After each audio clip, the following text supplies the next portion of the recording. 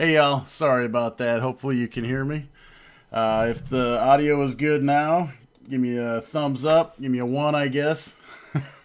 Sorry, thanks for the heads up, guys. So thanks for joining me for another Alternate Economy Wednesday. It's been a couple weeks since I put one up, and I decided to come back to YouTube to do the live show.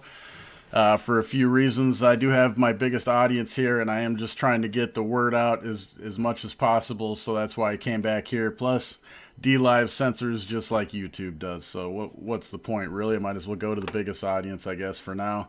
I do encourage you to go follow me on other platforms, 3Speak, DTube,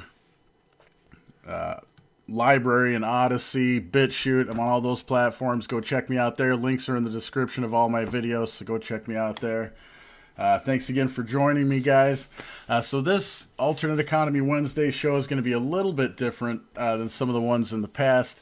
Some of the ones in the past we talked about solutions. You know, the show is always about solutions, but we talked about different things we can do, what we should be doing, things like that.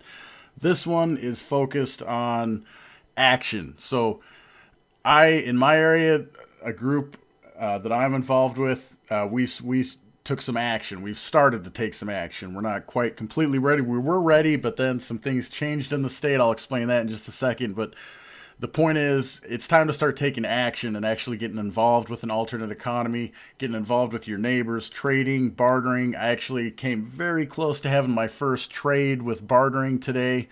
It's pretty well set up. I just haven't quite finalized it completely, so I don't want to say it's complete yet, but it's pretty close. So I'm excited about that. It's exciting. I mean, this is a cool time. We really get to change things. So I'm glad you guys are joining me for that. All right, well, I'm glad. Is it too loud? I got your message, RD, so I put it on loud. Hopefully it's not too loud, my friend. All right, so moving on here with the show, I guess. So one of the first things I want to do, I want to show you a little video from the Greater Reset. Just kind of talks about how to get involved in your area a little bit, what we're up against. It's really important because... you know, a lot of people, I get contacted a lot in my area by people that are outside of my, I guess, smaller region. I live in Eastern Washington. I get contacted a lot by people that live on the other side of the state and want to get involved with the freedom cell specifically. That's kind of where a lot of this alternate economy stuff comes from. You guys know I'm involved with both the People's Rights and the Freedom Cell, both great organizations. Focused on connecting neighbors to help each other out against what's coming against us here, the oppression we're facing for not complying. So anyhow, this Greater Reset video is just about how to organize that. So I get contacted from people from the west side of the state, but nobody really... there's not a whole lot of Freedom Cell groups over there, and people are interested in joining. And so my point is, it's just create one yourself. You know, I'm not anyone special. I didn't do anything special. I just happened to be the first one to go to freedomcells.org and create a freedom cell in my area. I was the first one to do it. That's the only reason that like I tell people at all our meetings, I'm not in charge of this. You know, I just happened to go to the website and create the group because there wasn't one yet. So if you go to freedomcells.org and there's not a group in your area, or there's not a freedom cell in your area, I guess maybe it's time to create one. So create one. And when you do it, people will start coming. So I encourage people to go do that, and don't be afraid to... I know it feels a little bit uncomfortable. We're not used to having to do this stuff, but don't be afraid to step out of your comfort zone and start being a leader. And you know, other people will join you when you do that. So I encourage everybody to do that. All right, let's see. So moving on, I just want to show this video real quick. This is Foster Gamble. Like I said, he's just talking a little bit about what we're up against, how to kind of organize in your local area. So I'm going to skip around a little bit. And then I'm going to show you a little bit of what I'm doing locally, and then I might open them up for phone calls depending on how long we're going and how many people are on. we'll just play it by ear, guys. But I do appreciate all you guys for joining me. Give me a thumbs up. That helps get the video put up there on the recommended side so people will watch it. Anyhow, let me go ahead and play this video coming up here. Give me 1 second to get it pulled up. Uh-oh.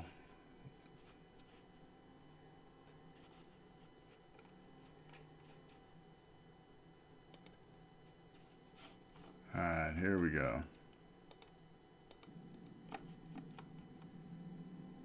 And the work that we're doing.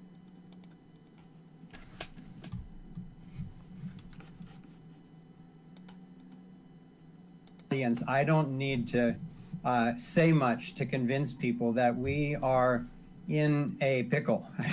We are, in my opinion, in a communist techno-fascist takeover. And it's not just the United States. It's not just Europe. It's not just the UK. It's not just China. This is global for the first time ever. Everything is upside down.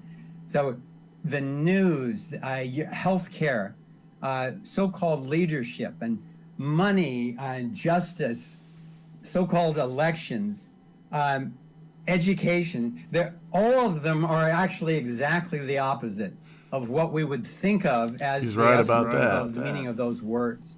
So what's happened recently, just in the, with the so-called pandemic and then with the election fiasco in the United States, I think it's made it clear, certainly clear to me, and I think a lot of people that I'm talking to, that we cannot depend on a president, on an army, on the Asian dragons, no government institutions. If they help us out, then fantastic. That'll add tremendous leverage to what we're all trying to do. But we can't count on that.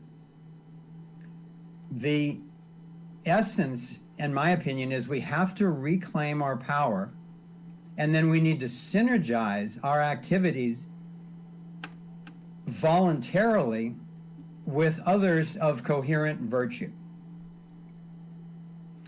Frankly, we need to get off our couches and even leave our digital screens now and then and get together in person like this conference, but in person also and in your local groups. And I want to say this at the beginning here, and then I'll say it at the end too, because this is probably the most important single sentence that I want to say. And that is that our best shot, in my opinion, at a thriving world for humanity is a global, decentralized solutions network based on truth, freedom, and skillful collaboration. And that's one of the... Ooh. That sounds pretty good, right? I like that. I like that. So I just wanted to play that little part there, and then we'll move on to another section of this video here before I move on to the rest of what the show is going to be about and maybe take some phone calls. But I really like what he had to say there. I agree. I'm really tired of some of the groups I'm involved with and some of the people that I speak with. I'm really tired of people just wanting politicians and government to solve their problems. You can't look to other people to solve your problems. You got to look within yourself to solve your problems. I think it's hard. It's hard to do, but that's really the only way to do it. Other people can't solve your problems for you. You really have to do it yourself. It's echoing, huh? There, is that better?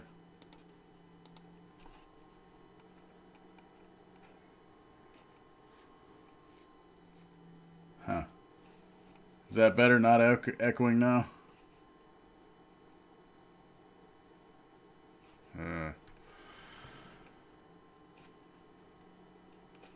Sorry, I'm not sure what's going on here.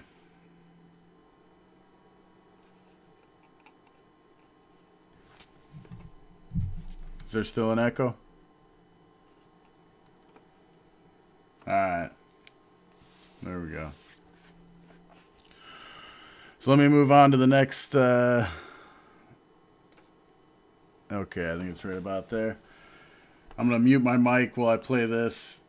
So that way I can't chip in with my little comments anyways, and that'll hopefully get rid of the audio. He just wanted to hear me twice, Spokane Press. Good to know.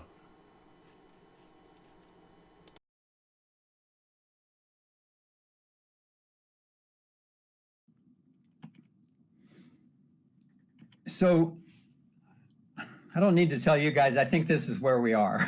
We're at the fork in the road. And we go one direction and it's really grim. And we go the other direction and we can thrive beyond our imagining. It's literally, as Bucky Fuller said, it's the moment of choosing oblivion or utopia. Now, for me, on the left, that's the Great Reset. That's where that will lead. The proof is in throughout history. And on the right, this is the Greater Reset. This is exactly what we're all up to here. So this week, I've been having a very interesting time.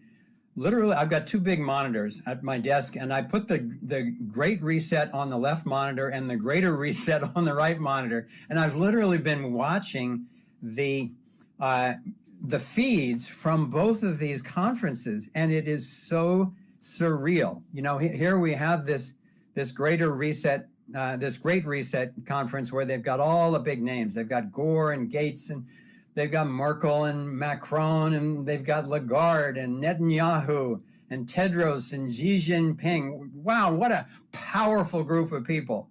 So what are they up to? So I started making a little comparison. And what I'm seeing when I'm watching the Great Reset is tremendous excitement about vaccinating everybody on the planet. Then I go to the Greater Reset and they're talking about health freedom. Then I go back and they're talking at the Great Reset about the fantastic artificial farms, the intelligent drone operated farms are growing all this artificial food, and we'll get our nutrition from pills and everything. And then I turn to the Greater Reset, and lo and behold, we've got people like your last amazing speaker talking about organic food and permaculture. The Great Reset's talking about globalization. Greater Reset's talking about community. The Great Reset is so excited about turning over control of all this to artificial intelligence. Now, I'm a fan of artificial intelligence as long as it's all voluntary and non-coercive. But that's not what they have in mind. And meanwhile, the Greater Reset's talking about actually reconnecting to nature. And at the same time, I've heard many of your speakers say, no, we honor technology, but stay connected to nature. If we don't, we're history. And then one of the other items is that now they're careening headlong toward the carbon tax, which would authorize the money, the global tax, to pay for the one world government, which would then be a legal structure, having its own one world police force. And voila, there we are for the first time in history in an absolute global totalitarian state. And the economic alternative, the carbon tax, the Greater Reset's talking about blockchain and free energy. So. All right. I'm not going to play any more of that. We've done enough of that. So like I said, this show is focused on solutions. That's what we're up against there. Now I want to move ahead and focus on solutions. I'm trying to move this along so it's not an hour-long show. I'm trying to keep them a little bit shorter. So hopefully you guys will appreciate that. I know some people think they go a little bit long, and I understand that. So like I said, one of the things here in my local region, there's a group. We meet every Sunday. We're called the Columbia Plateau Voluntarists. We have a freedom cell here, and we're all about, we're just not complying with this stuff. So we understand that eventually we're going to get cut out from medical services, going to the grocery store, just participating in the international banking cartel's system that has been set up. We're going to be shut out of that if we're not going to get vaccines, if we're not going to wear masks, things like that. We're eventually going to be shut out. So we want to get ahead of the game so that when we are completely shut out, we're not then going, oh no, what do we do? Sorry. Thought I had the...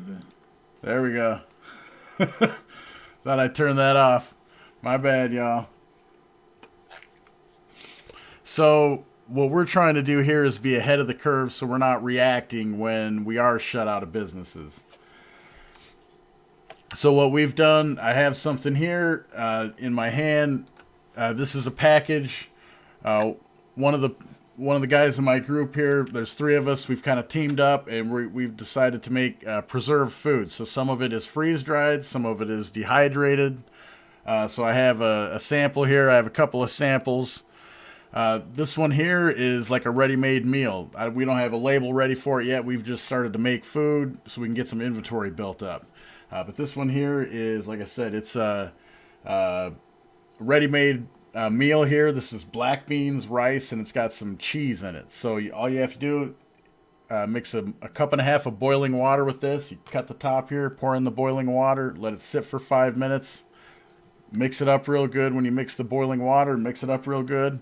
And then you can serve it. This serves up to 4 people, this here. So this is one of the things we're doing. We're going to start, using these to interact with, with our community members. We're going to barter. We're going to do the gifting economy, all this stuff. We're not going to ask permission. We're done dealing with government. Government only knows force, and it is evil. It puts poison in our water that we pay for as public water systems. It puts 5G towers that put radiation out into our neighborhoods, whether we want to or not. So we're not cooperating with them anymore. We're not complying. We're nonviolent. We're just going to do our own thing, and we're going to be free, and we're not going to hurt anyone else. We're going to live by the non-aggression principle. So that's what the idea is behind this. One of the other things that we decided to do, I talked about this in an episode a couple episodes ago, that I was going to start a restaurant in my house because all the restaurants here in the state of Washington had been closed down. So I kind of started getting ready for that, getting planned together so I could do it. I gave myself, okay, I'm going to do it in 3 weeks. Well, as I was getting ready to do that, King Inslee decided to allow restaurants. There was a lawsuit that happened where, I should pull this up, but there was a lawsuit that happened where there's a extortion everywhere. You should try to look this up for me and throw the link up there. But I think it was in Bellingham maybe, where there was a pizza place that was in like an old car garage. So it had big bay garage doors, and they would open those up thinking, hey, this is just the same as sitting outside. So why don't we just open those up, and then we can have people come into our restaurant and they can eat and have pizza. So they did that. Well, of course, L&I shut them down or fined them. Well, they took them to court and they won. So now restaurants in the state of Washington, as long as they have a door open or a window open, they can have people come in at 25%. I think some places are now at stage 2 where they can do 50% capacity again. That's if you're following the edicts of the king. That's if you follow the authoritarians, I guess. So we decided to hold off on the restaurant. I'm sure at some point there's going to be a spike in coronavirus and they're going to shut everything back down again. So now we're getting all ready so that we can open up then. When everything's shut down, then we'll open up. We'll have a restaurant here in my house. We're not going to ask permission. We're going to, so this last weekend, Sunday, I tested out some pizza recipes, a new pizza crust, a way to cook them so I could get some out efficiently. So what I'm thinking about is just doing like one menu, just pizza one night for the restaurant, pizza and drinks, water, soda, maybe some beer, depending if we can, I don't know what other alcohol we can brew. I don't care, but we're not hurting anyone, and we'll probably limit it to a certain amount of drinks because we don't want to encourage people to go drink and drive. We want to encourage people to be responsible. So if we do that, we'll probably take some extra precautions to make sure we're not encouraging people to be irresponsible. That's our system that we have now. We have laws that, you can't drink and drive, yet we license businesses that literally their only purpose is to serve alcohol. You have to drive there or get there somehow. They serve you alcohol, and then you have to get home. I mean, does that make any sense at all? Is there any logic in that at all? Just saying. Right, yeah, you're right about that, Zombie Enforcement Bureau. There's always a spike in the CV when the beer virus when it serves its purpose. That's right. Hey, flukedog, thanks for joining me, man. Nice to see you. Everything's going well here. So, anyways, yeah, this is one of the products we have. This one here, I brought it up. I'll put this one. So this is some dehydrated diced chicken breast. I didn't seal this one good enough. Well, I sealed it good enough, but it's pretty hard. It's like little jagged rock pebbles. So you have to double it, and I did double it, but I was kind of a moron. I used a bag that already had a hole in it, so this one didn't seal. But anyway, here's some chicken breast, cooked diced chicken breast, ready to go here. So these are the things that we're starting to do. We've got a lot of other things. I'm starting to build furniture again. So I'm going to have furniture, specialized kind of furniture. I'll get into that maybe on a different show. As a bit, well, I don't know, Jesse. You can't buy. To answer, Jesse Hansen asked, "Can you still buy alcohol as a business owner without a liquor license?" For those that aren't watching this live and can't see the live chat, you as a business, you can't go to like a distributor. It's my understanding, anyways. You can't go to a distributor and purchase beer because you have to have a license to do that, like from a distributor. But, individuals, we can go to a store and purchase beer. A lot of times they ask us to show an ID. Whatever. That's something you can do. But you can also make your own beer. If you like alcohol, you can go get the ingredients and you can brew your own beer. So that's one thing I started doing. Actually, tonight I went and got... I don't really drink a whole lot anymore, but I do drink every once in a while. And when I did drink more, one of my favorite... beers to drink was Samuel Smith's Nut Brown Ale. It's my favorite. So I went and got the ingredients to brew that. So that's one of the beers we're going to have. So at my restaurant, when they close things back down and I open up, like I said, I'm not necessarily opposed to serving alcohol. If people want to have alcohol, I'm going to try to make sure everybody's super responsible about it. But so I've started brewing beer, and that's the first one I'm going to brew is a Samuel Smith's. It's an imitation of Samuel Smith's Nut Brown Ale. So how we're going to do that, we're going to probably we've talked about it a little bit, like a gifting economy concept. So you come in to my house, and if you give my household a gift of, we'll just say $20, that gets you all you can eat pizza and maybe a drink of your choice. So that's kind of what we're looking at doing right there. Right, Jesse Hansen. Yeah, so he said, Jesse said that somebody in Oregon had their liquor license pulled for being open. Yeah, that happened here in Spokane County, Spokane Valley. The Black Diamond. I did a couple of videos on it. They actually were open against when they weren't supposed to be, and the liquor board did threaten to take their license. They basically gave them a 24-hour notice. If you don't close down and start complying with the orders, then we're going to take your license. So they did, in the end, they did comply. Until now they can open up as long as they have like a door or a window open. So right, exactly, Stephen. We have the right to conduct, to support ourselves however we see fit, as long as we're not hurting anyone else, stealing or defrauding, stealing from anyone else, or damaging anyone else's property, or defrauding anyone else. When we have the right, we have the freedom to be able to support ourselves and our families and our friends and our community. So government doesn't understand that.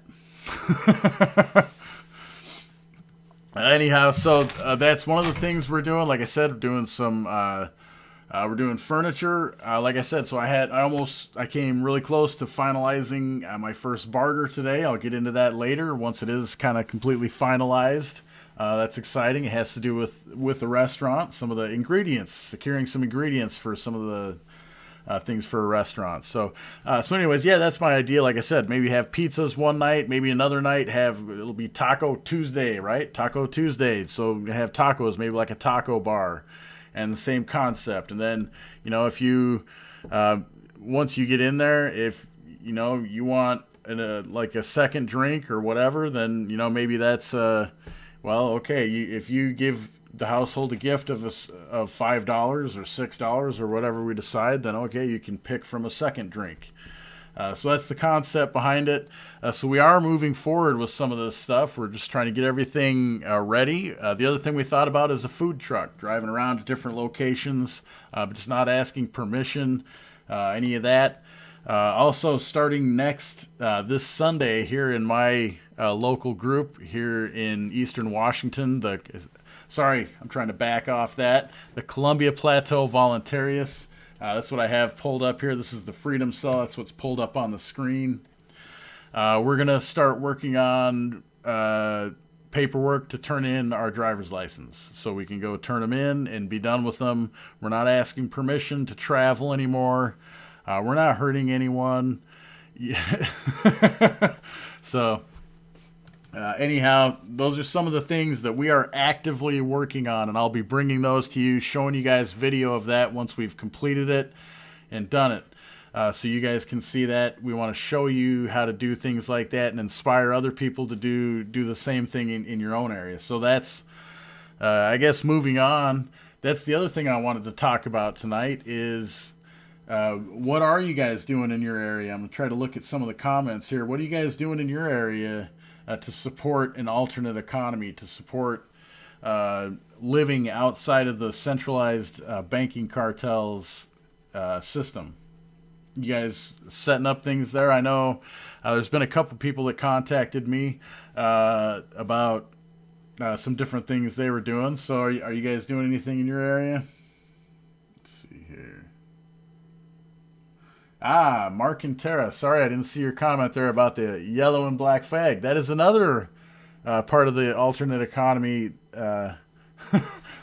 in my local region here. So one of the members of our voluntarist group, we all kind of pitched in some resources and got the fabric to make this. This is a voluntarist flag behind us. Just the gold and the black. That represents kind of anarchy, voluntarism, only voluntary interactions between free people, no forced interactions, unless you've done something to hurt someone or defraud someone or you've damaged someone else's property or you've stolen something from someone else. No force should be used against you. That goes against the non-aggression principle if you use force when you haven't done any of those things. So that's what this flag represents. And one of the members of our group, like I said, it was a group effort here to get the fabric together and get it all together. And then one of the members of our group sewed them together. So now she's going to be making some more of them. And those will be available to people who want to support her and support voluntarism as well. So hopefully that answers your question. Let's see, who was that asked that? Mark and Tara. Hopefully that answers your question. I lost my headphones. All right, so I am, real quick, let me get the phone number up here. I'm going to open this up. Anyone else that wants to call in, and if you have something that you're doing in your area, why don't you call in and share it with us. Let us know what you're doing in your area to support an alternate economy. And if no one wants to call in, then oh well, then we'll just shut it down.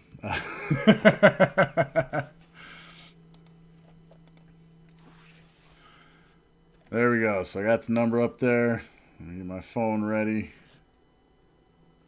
We'll see. So like I said, anybody watching, you want to call in, talk about something you're doing in your area, you want to talk about the freedom cells, anything like that, the greater reset, go ahead and call in and discuss. We haven't really had any call-ins for the show, so call in. Otherwise, I'll just keep talking for a few more minutes, and then we'll shut it down for the night. Nice. Extortion everywhere. Yeah, actually, extortion everywhere. Let me get that pulled up here. That's a good call. He had do you mind if I play your video on here, extortion?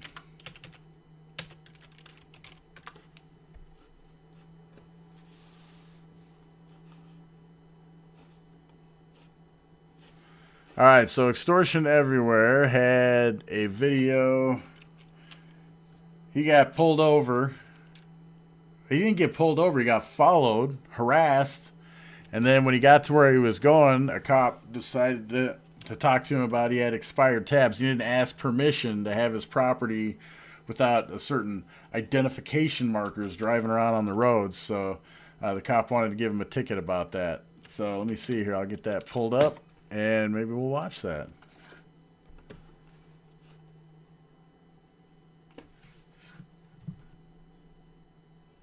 All right, here we go. Extortion says, please do.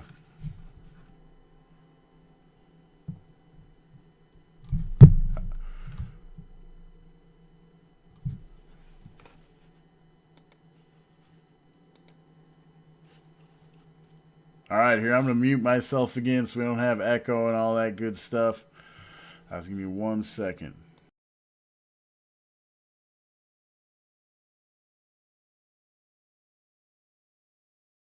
It's not I'm traveling. Yeah, your license and registration with you? I'm traveling. We're not going to go down that road. It will not go good for you. We're not going to do that. Well, you're live right now. If you want to explain to a judge and get a judge to believe that, that's fine by me. I don't care. But right here, right now, we're not going to do that.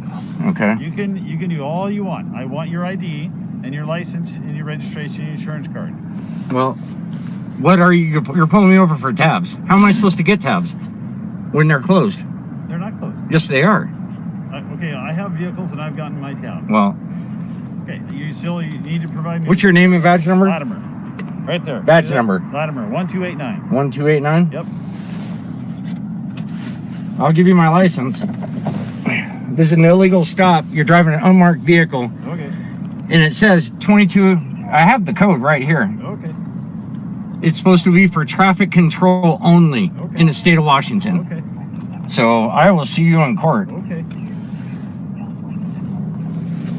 Okay, and then how about the registration on your vehicle? Do you have insurance for it? Of course. What's that? I said of course. Okay. Are you still in Kent? No. I don't answer questions.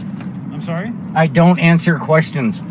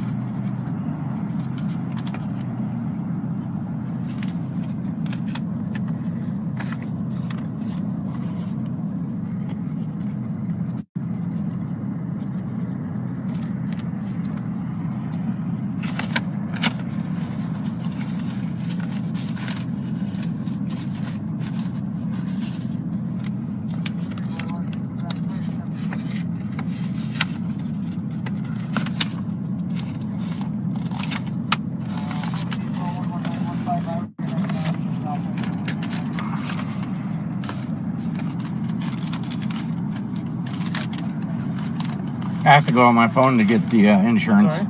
I have to go on my phone to get the insurance. Okay. I think that might be your more current one.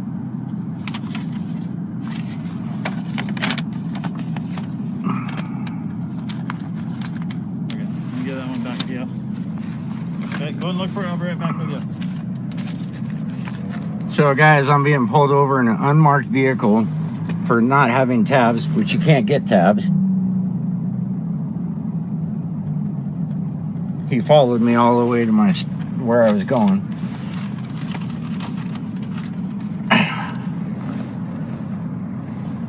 So,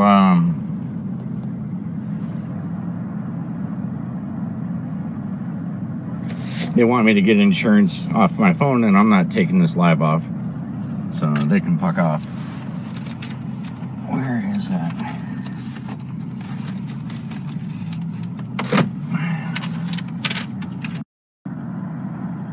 They can take it to court and fight it because I will not get tabs.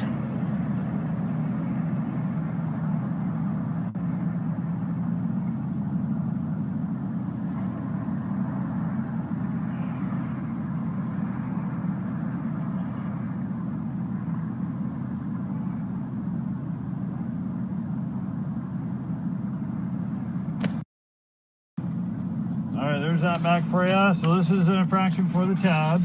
Everett District Court, downtown Everett, that's the address, that's where it's out of. Those are your three options. You got to choose one, get it back to them within 15 days. If you want to go to court, make sure you write your new address down here, because otherwise they'll send it to the other one that's on your license and you can't. I'll see you in court. All right.